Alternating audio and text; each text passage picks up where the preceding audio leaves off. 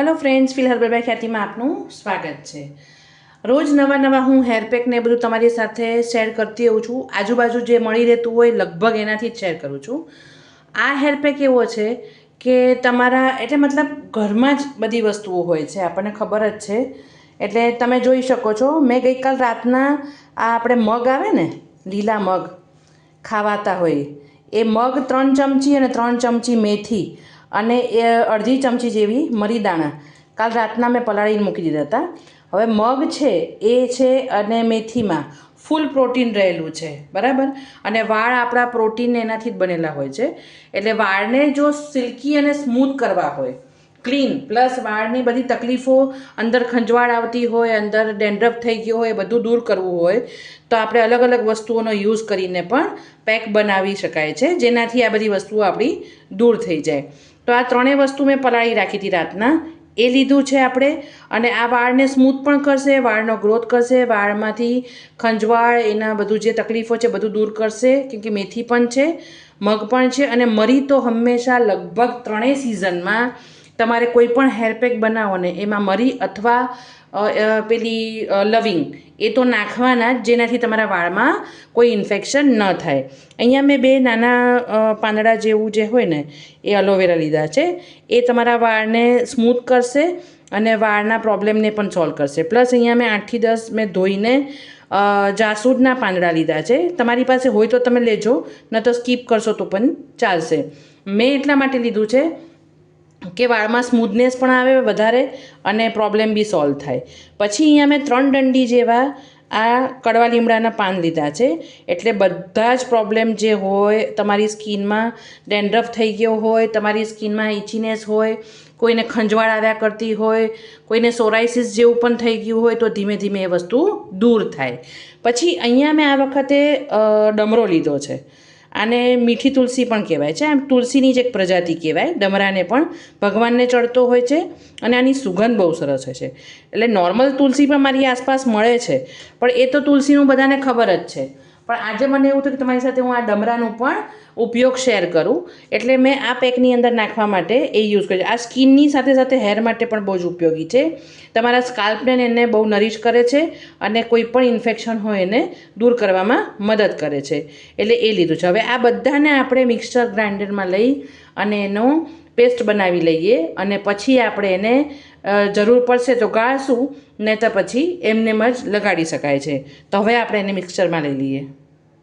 પહેલાં આપણે આ મગને લઈ લઈએ છીએ, પાણી બહુ બને ત્યાં સુધી જરૂર પડે તો જ નાખીશું આપણે, જેમ જેમ થતું જશે ને ગ્રાઇન્ડ અને એવું લાગશે કે ઠીક છે તો જ નાખવાનું છે, અને એ બી આ જ પાણી જે પલાળ્યું હતું હોય, કેમ કે એની અંદર બધા જે સત્વ રહેલા હોય ને, એટલે આપણા પાણીમાં સારું રહેશે।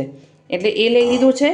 પછી ધીમે ધીમે આપણે આ પણ લઈ લઈએ, એલોવેરા પણ, અને આ પાંદડા બી લઈ લઈએ છીએ।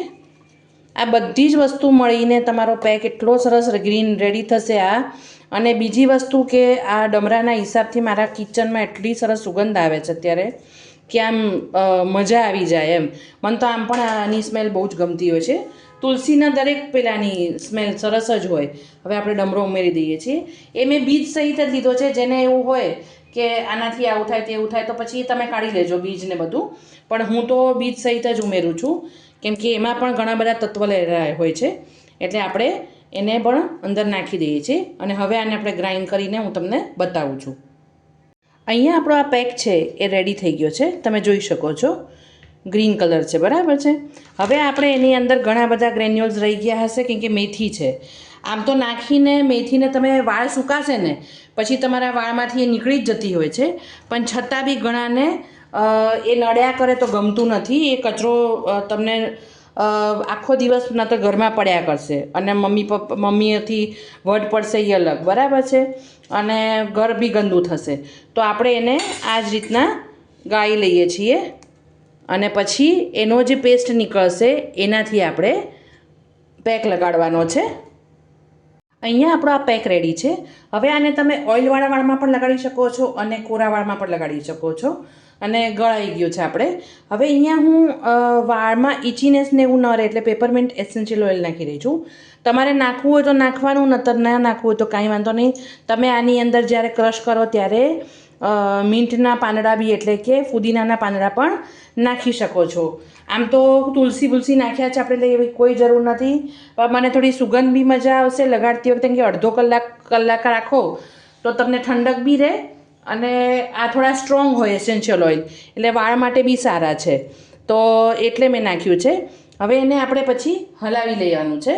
અને આ મેં તમને કીધું એમ તમારા વાળમાં હવે જો પતલું આ છે ને પડ્યું ઘાટું થઈ જશે, કેમ કે એની અંદર આપણે મેથી નાખી છે, બરાબર છે. અને વાળને એકદમ સ્મૂથ કરશે ને ખૂબ જ સરસ ઇફેક્ટ આપશે વાળને. આને તમારા વાળમાં મેં તમને કીધું એમ તમે લગાડી નાયાના અડધો કલાક પહેલાં કે કલાક પહેલાં તમે લગાડીને રાખજો, અને પછી તમે એને હેરવોશ કરી નાખજો. તો વાળ ખૂબ જ સરસ થશે, અને તમારો ખોડો પણ જતો રહેશે. ધીમે ધીમે તમારી ઇચીનેસ જે સ્કાલ્પમાં આવતી હશે, ખંજવાળ ને એ બધું પણ જતું રહેશે.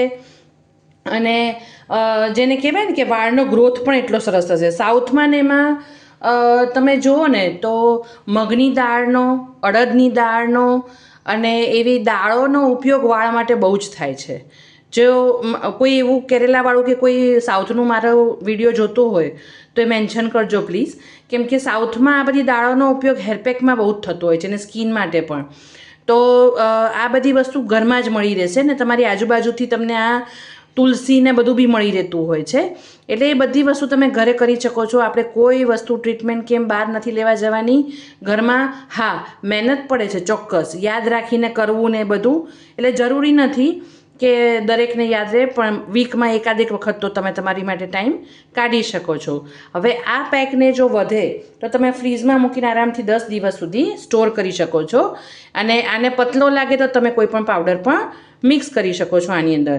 તો ફ્રેન્ડ્સ, આવી જ નવી રેમેડી રેસિપીઝ જોવા માટે મારી ચેનલને લાઇક કરો, શેર કરો અને સબસ્ક્રાઈબ કરો. Thanks for watching.